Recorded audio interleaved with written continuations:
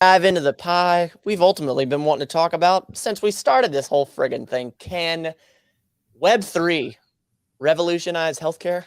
Let's find out.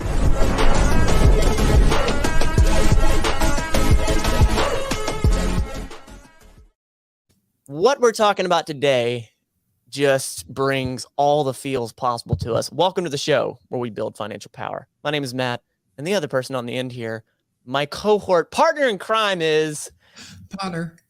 Thank you so much for slobbing by. Every Thursday, Friday, we put out a show where we're talking about this trippy world of DeFi, financial power, and how it's going to just blow the lid off of everything we know. Before we dive all the way into it, Potter, how you feeling over there? Feeling squirrely? Yeah, I feel real good. I still feel the bottom of the bear market, just waiting for things to, end, and knowing that, the topics like we're going to talk about are going to be things that are in the, spotlight as it comes out of this is great. Yep. 1000%. I shot a article over to Potter and I was like, hey, skim through this. Tell me what you think. And it actually that is linked down below. And we want to talk about that today because we announced last week that our overall arching mission here is together, and we believe teaming with other people and learning sort of the macro of healthcare and what is possible with Web3. We want to impact, revolutionize healthcare. And I said it on one of the last shows. I remember in 2017, I did a podcast, and I remember it so vividly saying that I want to melt the worlds of fitness and healthcare and fitness, take the good and bad from both, benefit from both. And it's just so trippy how everything has aligned with Potter and I. And I was diving into it, and Potter and I talked about this before the show. What ultimately are we talking about with Web3? And we boiled it down to really these four pillars that make the most sense. And lost my train of thought. Well, were you? I think you're going to bring them up. That you have the banner. Yeah. Well, let me search. Those four components. Like I hadn't even thought of them the way you put them, but really, they're going to be. Those are going to be our foundational components. Yeah. For build health. Yep. That's the truth. It really is. I don't know if they were deleted or what the heck. So screw it. We'll just go. So the top four issues, or the top four pillars, like in my head, I viewed them as like, what are the problems that have fixes available to them? But looking them at the pillars, and who knows, in years' time, maybe this will change in my head and Potter's head. But as of right now, cost, communication, education, transparency, and speed, and diving into those individually. So start with the cost. And if you have eyeballs, you know that the cost of healthcare, at least in the States, is astronomical. And speaking from a patient standpoint, speaking from an insurance standpoint, I mean, anybody and everyone that's involved in healthcare in any way, they understand that the cost is astronomical, and it's only going up. It's only going up. And it's so common to hear the people don't go to the ER or don't go get a primary care doctor or whatever for whatever issue they may have, because I can't afford it. I can't afford it. I've seen it in so many different ways that cost has been such an impact. So when we have spoken in the past, Potter, you and I, about the efficiency of cost when it comes to crypto, when it comes to like Web3 type stuff, and how it's so minimal of cost, that's where my brain goes. And I think of, you involve crypto in a certain way. So let's take one area in particular. Let's just take one area so we can give an example. Cost. Let's say billing. Let's say billing for a hospital or whatever. Mm-hmm. Right now, what happens is it is humans, and this isn't across across all the United States, but the place that I know, the places that I know where I am, what I've worked in, it is a human that is going in and doing the coding, pulling the information, that is ultimately sending this billing out to the patient for, I went to the ER and, they hung a bag of IV fluids. I got an x-ray, this and that. And so based on your insurance and all that, it's a human that's going in that's saying, all right, because of this, your insurance says you owe this. And oftentimes it's extremely inaccurate and it's extremely slow to get to you.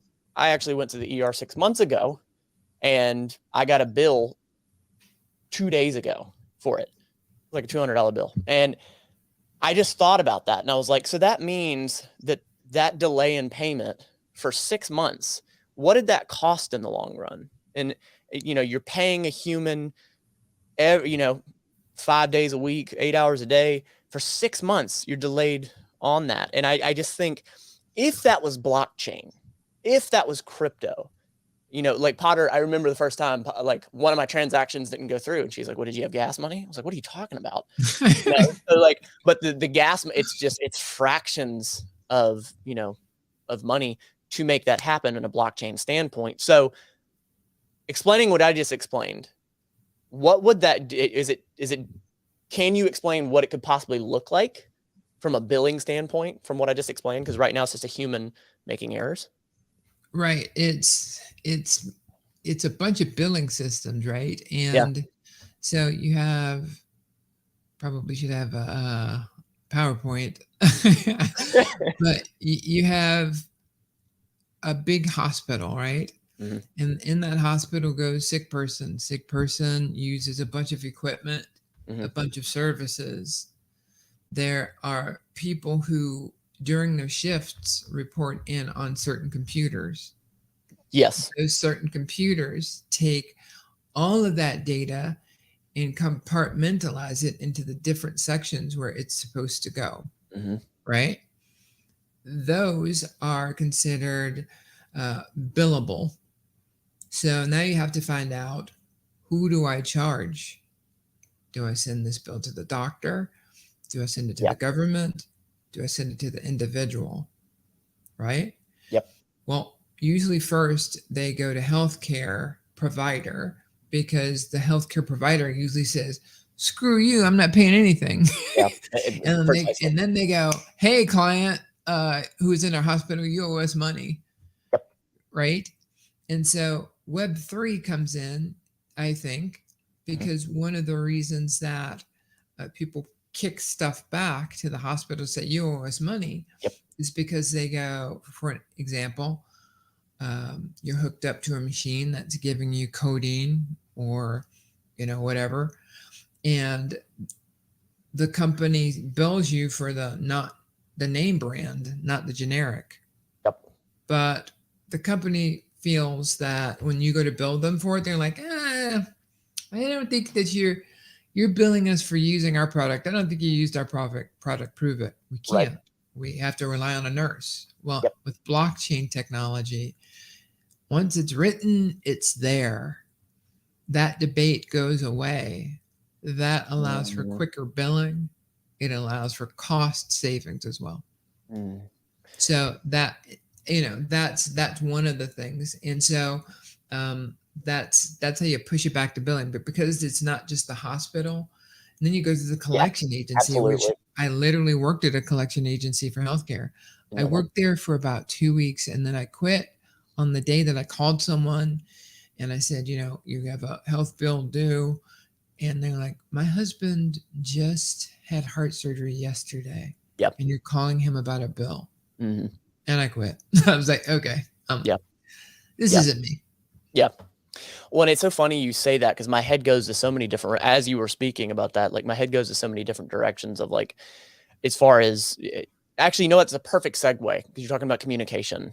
You're talking about communication to get a hold of the patient, and, like the almost empathetic timing for communication, and communication from one software to another. So communication was that next pillar.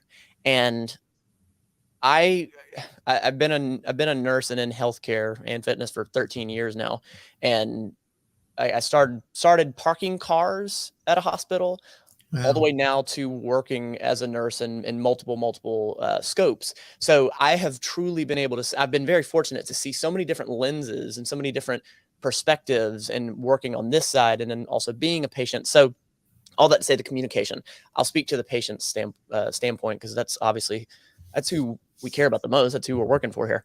That communication I've seen, one of the big things is doctor comes in and says, all right, this is what's up with you. This is the surgery you need. Boom. There you go.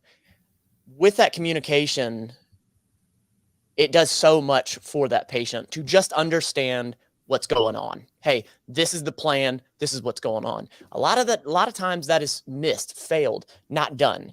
And maybe that's the doctor is just super overworked, super stressed, short-staffed, whatever. So there's a billion reasons for it. But if there was some sort of pillar of communication, and in particular, as nurses were taught, there's a whiteboard on the patient's in the patient's room, and every shift you're supposed to go in, and it says right there, nurse. Charge nurse, it's like the nurse over all the nurses for the day, the room number you're in, what your plan of care is. So, hey, today we're going to get up and we're going to walk 30 yards of physical therapy. So that board is right there, and it's very much that communication piece. Problem is, nurses are busy, and it happened to me many times where I would forget to update it. And it's like, I'm trying to keep up with the hustle and bustle. Like, right. So let me step in then. Let me step here and erase this. So if there was oh yeah, go ahead. Go. Yeah. So that kind of thing would require something like, as a nurse, you're a known person. So with Web3, what you have is, because you're kind of looking at monitors for refreshing, right? So with Web 2, it requires some level of an action. And let's say you don't do the action. It requires some level of taking an entire set of data, even if you only need this little part of the data, taking the entire set of data, sending it somewhere and having all of that data come back. Just to update one little number. Okay, understood. And if that number is updated every second, you're sending that much data just to update that. This is Web 2. So Web 2, you're speaking, right? Yeah, got it. I'm sorry? You were speaking to Web 2 just then, right? Yes. Got it. Sorry, go ahead. And so in Web 3, you're able to subscribe to just the components that need to be updated. So then if the nurse is walking in, you can get a lot of information just off of who they are, right? You can tell that the nurse doesn't have to write that they were in for the shift. They don't have to write how much time they were in. They can go and do exactly what they were supposed to do, right? And then going back to what I was talking about with blockchain auditing, you have the ability to know that authoritatively happened. No one can take away from that. Now, when you look at the speed of the communication, well, that goes down to your React objects as well, but that's more of a back end functionality that can be written with Python or Java or C++. The Web3 component really is about the interactive components and how it can work. But a lot of people are starting to conflate that with smart contracts, which would be a component of it. Okay. But the UI is just more interactive. Okay. Web3. Interesting. So when you say conflate that of smart contracts, what do you mean by that conflation? They're trying to put together UI and smart contracts and the network and billing, and it's like, wait, those need to be segregated. Okay. All right. Okay. Got it. Okay. That makes sense. Well, and that's so right after that, as far as communication being the second pillar, after that, from what I've seen, education/transparency. That seems to be like the third issue. And we're saying these in order of what seems to be most impactful, what seems to be like the biggest, so cost, communication, education, transparency. So when that doctor comes in, and I'm giving a specific example because, I want to make it tangible. When that doctor comes in to give that communication of, hey, this is the surgery you're going to have, this is what's up. The explanation of here's your plan of care. Good. We got that communication. But why? Why are we doing this procedure? Why is this the best option?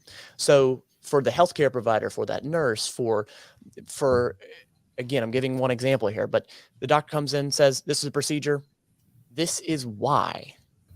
So it's your decision. You don't have to, but if you don't have this procedure, this is statistically what your outcome is going to be.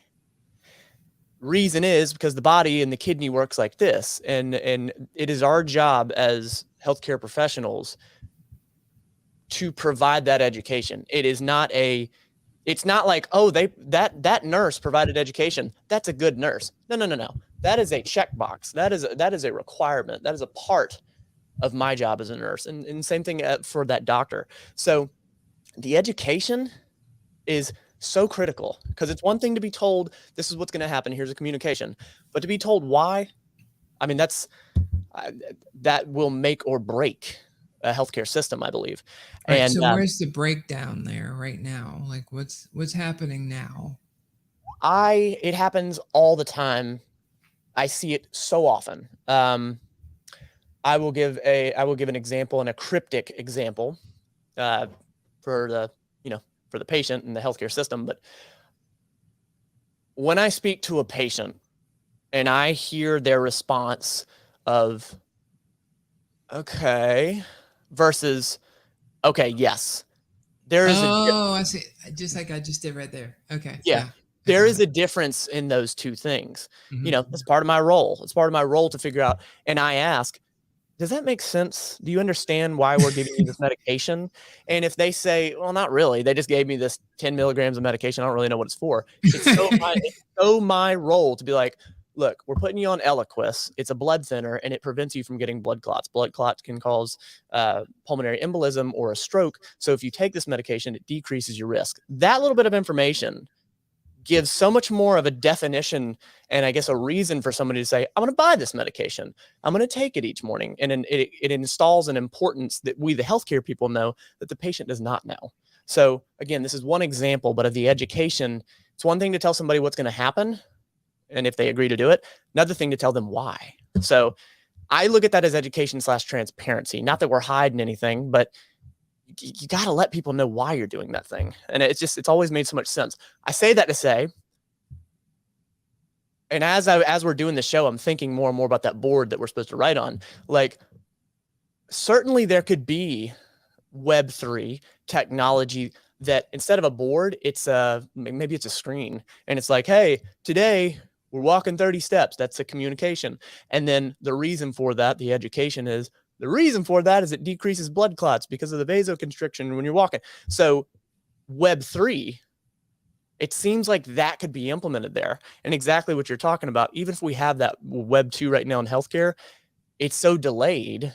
It's so delayed because of the software updates bringing that information. So it's just so much data. That's the problem. So much data. It's sending a Library of Congress amount of data, and it really just needs to send the MapQuest data for one street, Yes. And that's just, it's too much to ask of the network. It's too much data that you can't necessarily, guarantee the integrity of it. So yeah, Web3 definitely changes that. And so Web3 then says, hey, versus just telling you, jeepers, that's great. I said jeepers. I liked it. That's great that you're doing this. And, people who do this, blah, blah, blah, blah. Well, now there's technology that's going to be able to get into your veins and tell you, hey, here's what you looked like before, and here's what your veins look like now. Right? So here's what it means for your livelihood at this time, and here's how many more hours you've extended your life to. Ooh, right. Wait, do you think that it could get to that point because of crypto, Web3? Do you think it could get to that? Do you think it could get to that point of predicting those outcomes? Because I now have a framework in which I can put data that cannot be manipulated. I can trust that data to tell somebody at their vein level, yes, that is for you. Can I secure it that a bad person doesn't get it? No. Sure. Right. An actor who wants to get that would get it. But guess what? They can get it a lot of other ways. In America, we have the problem with gun control. Yeah. Or guns. Sure. Not gun control, just guns. Right. In the UK, where there's no guns, knives are killing people at alarming rates, more than guns, here. So, sure. It's just the way that you look at it and the way to Data. protect it. And so we can see that the technology is going, that the probes that are going to be put in your body are at the nano level, and they'll be able to go to all parts of you, and you'll probably have a nano that just constantly is always going through you. And who knows, they might come up with legislation that say nanobots must come out of the body, they can't stay in. But that technology is you're able to access it quicker to make better use of it with Web3, because you're able to say, this is a contract, here are the confines of what that contract is going to do, and here's all it can do. It gets bigger when you go, well, which blockchain can you trust? Well, right now, most blockchains are finance. There's no healthcare blockchain yet. Right. Right. And there's no healthcare sidechain. So maybe the government says, hey, we've created a blockchain. You can create sidechains off of it. But we need to be able to shut you down. Right. And that might be for a good thing. Right? So that allows a lot more innovation as well to come to the forefront. Now you can have different people contributing, different universities, if you will, contributing to science and being able to use authenticated data that has integrity in check, and then allow AI to use that data to go, oh, this is what this means. It's a rapid acceleration for healthcare. Wow. But it doesn't mean that we can facilitate those people. And that's where our ideas of hotel hospitals and hotel B&Bs and smart hotel bedrooms, that's where we're going. And I think that we're at the front of it because people don't even know the technologies that you and I use for finance right now. Right. And don't understand how those can be used to not only fund this technology, but to also facilitate its infrastructure. So let me ask you this. I feel like we're on this before we go to the last pillar. Do you feel like Web3 is here and ready for what we're talking about? Here and ready to roll? Yeah, without security. Yeah, so it can't, because it has the security and privacy part hasn't been worked out. So you can't use it. Okay. So not it quite. Would not pass HIPAA. Okay, understood. Hurdles. Okay. That's why people who sign up for innovative technology will have to sign their rights away. Okay, that makes sense. So it's not quite here, but man, a lot of the building blocks are there. Okay. Yeah. If you don't know what HIPAA is, that is basically the privacy of the patient, and it is paramount. Lastly, it's on the healthcare provider to say, I took your information and I've got to hide it. So like you'll see these First Amendment audit videos where people go in and somebody will come out and say, you can't come in here, HIPAA violation. Right. It's like, if we walk into a public area and you've got somebody's, hey, they're going to die in 3 weeks in open display, that's on you. You have to remove that from site. So that's a HIPAA. I think that's definitely, that's security is ultimately what we're speaking to here. And I guess I can't speak to security because maybe I haven't been around it enough from the patient side of caring for a patient and whatnot. It seems like that's okay, but I would imagine that security could be improved. As far as I would imagine. Yeah, I would imagine. It definitely is, but the security in alignment with privacy, not there, because right now, if it's in a blockchain, it's public. Right. Okay, so that's interesting. How do you obfuscate that data? How do you get rid of that data? Yeah. Okay. Those questions haven't been answered. And so while hospitals that are very profitable have the ability to hire lobbyists and promote, don't do this. Yeah. It slows down. Everything. Okay. That makes sense. Well, and lastly, speed. And it's funny, as we've been speaking, I know I've sort of mixed some of these up, but honestly, they're just so intertwined. They're so intertwined. Speed. So while you don't want something so fast that it's done inefficiently, you want things done to where you don't have to spend extra days in a hospital setting. And again, there are a billion scenarios. I'm giving one example, mainly because this is the one that I know so well, of working in a hospital as a nurse and all that. So anywhere from, like I was speaking to earlier, billing taking 6 months to get to you, the speed of workflow for the nurse to deliver the medications for whatever reason that may be due to the scanning system, charting system. So when I take a medication out and give it to a patient, I have to scan it. It goes into their electronic file. That way I know this is when I gave the medication, this is how many milligrams I get. So it's a documentation piece. But that is a workflow that takes more time. And for the patient's sake, the speed of which they're receiving the care. And something that I've seen in healthcare a lot in my 13 years, I've heard it thrown around so much. This is a delay in patient care. And it is thrown out typically from, everybody to everybody, but typically it's in the inner workings of a hospital setting. So from the nurse to the pharmacy, where's that medication? My patient hasn't received it yet. I need it. This is a delay in care. And it's almost like look, you know what's up. You know you're delaying care. And it is an understanding between all healthcare people and the patient and everybody. Delaying care is not good. Delaying care is costing money. Delaying care is increasing mortality, and speed changes everything. So I think Web3, I think crypto, I think DeFi, what Potter's taught me. And I'm like, the speed and efficiency I got goosebumps. It could change so much. Where does your head go when it comes to speed in crypto and tying into healthcare? Right. So, and like you said, to close it out, I think that one of the things in a hospital that I see nurses go through the most is pulling that dadgum card, right? That card. Yep. Got to go get the card. Oh, where's the card? Here's another card. Yep. And I believe Web3 will improve the automation of those cards. I am done with this patient. I don't need this card anymore. When you hit a button, that card's going to leave and go to its next destination. Whoa. That cart is going to have the medications that were used, and it's going to say exactly what was used because it's tied to it.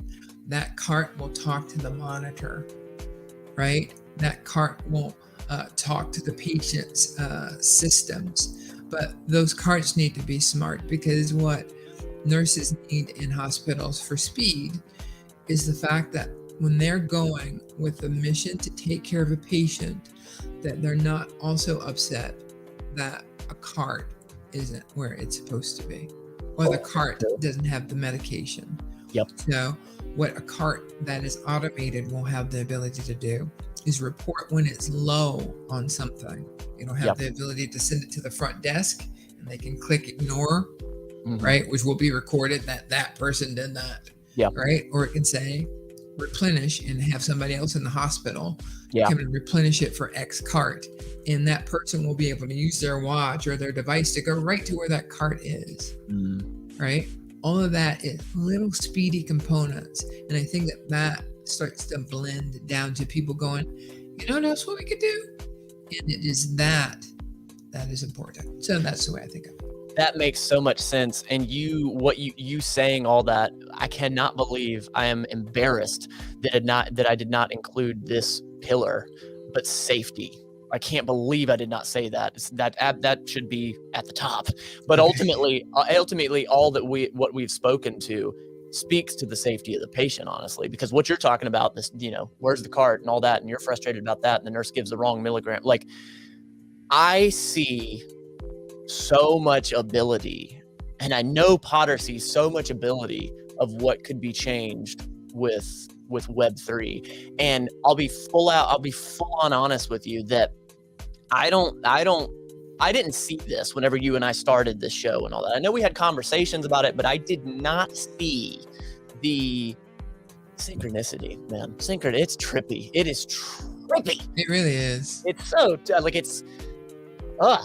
I love it. If you found this at all entertaining, if you think we're absolute garbage, by the way, let us know. I want to know. I would like to see anybody else that's interested in this topic talk to us with it, because our intention is to network and have more conversations about this type of thing, because this is where our heart truly lies. Building financial power is one portion of it, but building that financial power to use it and go revolutionize crap, Oh, baby. That's what we're after. You got anything in closing? Just our normal disclaimer. We're not telling you to go out and invest in any Web3 companies because they're all going to do it right. It's going to be here forever. That's correct. This is not financial advice.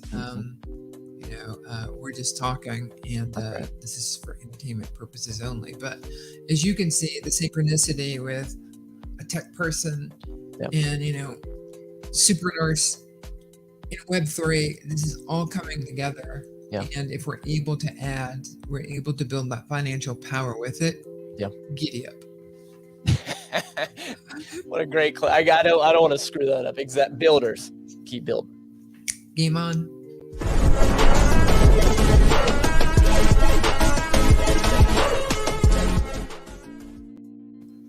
That